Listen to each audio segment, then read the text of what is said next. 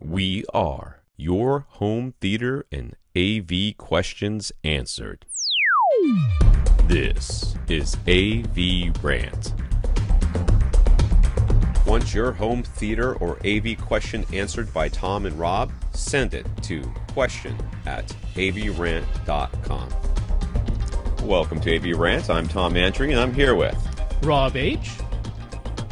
Will T, who has written to us before. He says that we've helped, had a big influence on his theater. He bought his BenQ HT 2050 projector. He bought his silver ticket 110-inch screen. Those were our recommendations. He also bought an SPL meter that we recommended to tune in his subwoofers, and he wound up placing his current dual subwoofers where we said to place them. So that was all our advice. So he's back for some more advice. So apparently we didn't steer him too wrong, and he'd like to expand now his 7.2 speaker system to either 7.2.2 or 7.2.4 Atmos. And so that means he's going to need a new receiver, and he's going to need either 2 or 4 in-ceiling speakers to be his Atmos speakers. He's also thinking that he might need to reposition some of his existing speakers. So he sits in the front row recliners of his theater, and he says 95% of the time he's the only one watching, so he can definitely prioritize the primary seats above all the others.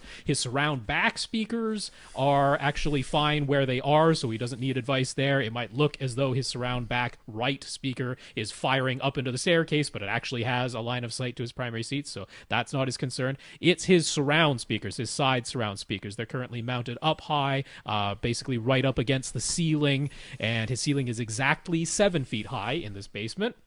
So he's pretty sure that he should lower them if he's going to have overhead Atmos speakers, but exactly how high up on the side walls should they be, and also should they be aimed towards the primary seat or continue to just fire directly across the room at one another. So this is we've seen this home theater before. It's a nice little home theater, and yeah, it does really, the picture really does look like that side, that back surround is firing. Oh yeah, I wouldn't put my side surround speakers that high. That's way well. The high. Side surrounds, yeah. I'm talking about the back. The back okay. surround speaker looks like it's firing directly into that staircase, but clearly it's not, according to him. So he's fine with it. It's fine. So how low should they be? They need to be as low as they can be, and still have line of sight to everybody's ears. That's right.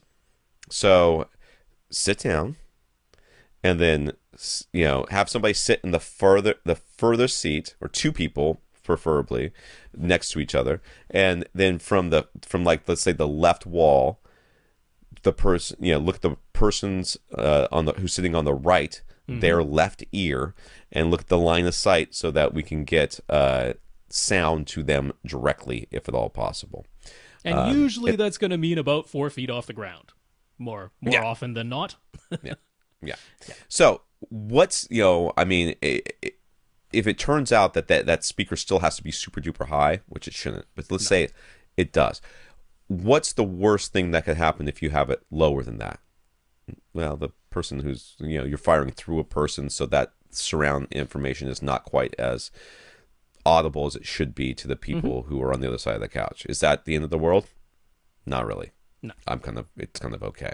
You do need to lower them. They have to be lowered if you're going to do Atmos. They should be lower than where they are.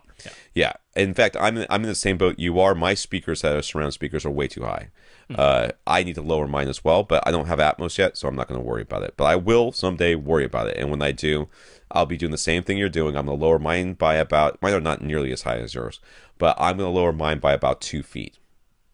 And as for aiming them, it's similar to your front speakers. You don't necessarily aim your front speakers right at your primary seat. Yeah. What you want to do is, your speakers have a certain dispersion. Some speakers have wider dispersion than others. When we're talking dispersion, we're talking about how far to the left and the right of dead ahead center can you go before there's an audible change in the timbre of the sound. There's a real obvious tonal change in the sound. Whatever that cone is, whatever that width of the cone is, you want to be sitting within that cone, but that doesn't necessarily mean aimed straight at you.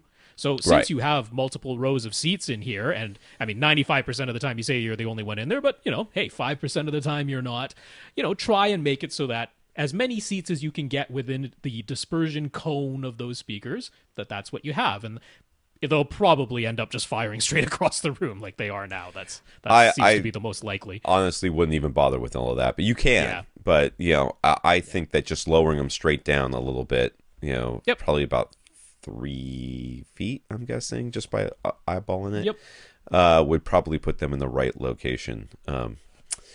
So I'm looking at the pictures now because I did have this one open. Well, I'll read the next part then, too. Does he have enough room for both top front and top rear Atmos speakers? What concerns him is the staircase that's on his right side. If he keeps the ceiling speakers in line with his front speakers, like Dolby recommends, that limits how far back the top rear speakers could go. Would it still be worth it, or should he just use 2 ceiling speakers and stop at 7.2.2? Why don't you go with top, middles, and front heights? You definitely You got could. plenty of room for that. You don't have to worry about that. I mean, if you're worried about that, he has 3 feet from the back of his front row seats to where he could put it, even on that right-hand side, which is actually enough within the Dolby guidelines because he only has a 7-foot ceiling. But you know what? Put him there. Put him as far back as you can. Right? Because that's not going to be tremendously far behind your front row seats. So put them as far back as you can, and then you honestly have the option. You could call them top rears because you are within the guidelines, or you could call them top middles. Doesn't really matter, but that's all I would do. I would put them as far back as you can. I'd put the front ones about 4.5 feet in front of you, and that way you could call them either top fronts or front heights. It doesn't really matter. And you'd be good to go. It looks like he's got the space to go 4.5 feet in front of him. So. And he's got a drop ceiling anyway, so he's got lots of ways that he can move these things around later on if he needs to. All right, you're going to keep going, or am I going? You go. All right. So he's pretty much set on using monoprice in-ceiling speakers with their back boxes, their back cans, I guess he says it here. So is there any reason to avoid that plan? Nope. That'd be fine. Finally, what AV receiver... I mean, whenever the question is yes or no, I feel like we should just say it and go on without explanation. We don't really need to. I mean, those are fine. There's no reason those are fine speakers. There's nothing wrong with them. We are okay with that. Yeah. Finally, what AV receiver should he buy? He's not a fan of the small display on the Marantz SR6010 or 6011, which we have verified that Rob was wrong about. That's right. And he still likes Yamaha after 20 years, but he'll go with what we say. Dude, if you like Yamaha, I know that we like Denon and Marantz better because their feature set is better and Odyssey is better, frankly. That's what it comes down to. You get a little bit more bang for your buck. We think Yamaha sticks in a whole bunch of DSPs that we don't care about. And in order to get their good room correction stuff, you still have to get something like way at the top of their line. To do 7.2.4, you have to go to their flagship model. That's the only one that can do 7.2.4. Yeah, but he's only is he doing 7. Yeah, he is doing 7. He is doing 7.2.4. So, I mean, it comes down to price. If you really like Yamaha, you can buy a Yamaha, and nobody on this podcast is going to say that you are a bad person. So, if that's what you want to do, don't let us stop you from doing it. That being said, you can get more bang for your buck with the Marantz or Denon. So, if you don't like that little display, then the X4300H would be your least expensive choice from Denon. Right now it's $1,200 on accessories for less. You do need to add an external 2-channel amp to that one to get all the way up to 11 speakers, but you could use that Dayton APA 100. That's $100. You're at $1,300 total.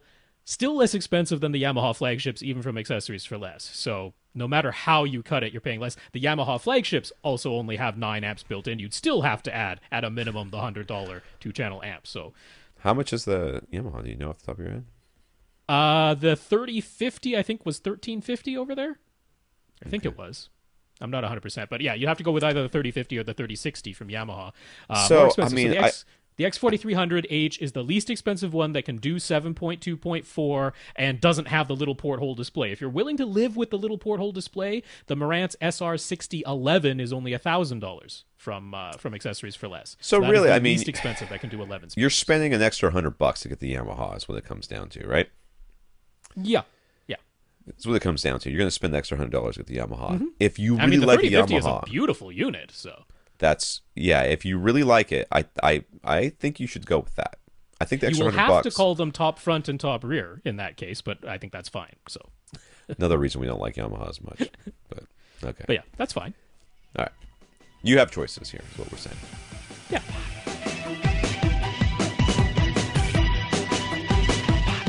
Want your question answered? Send it to question@avrant.com.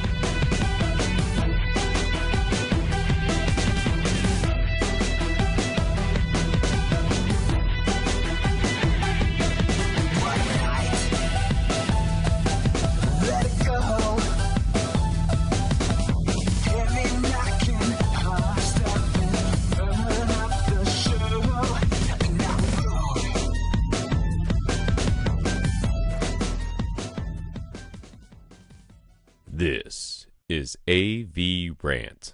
Now go out and listen to something.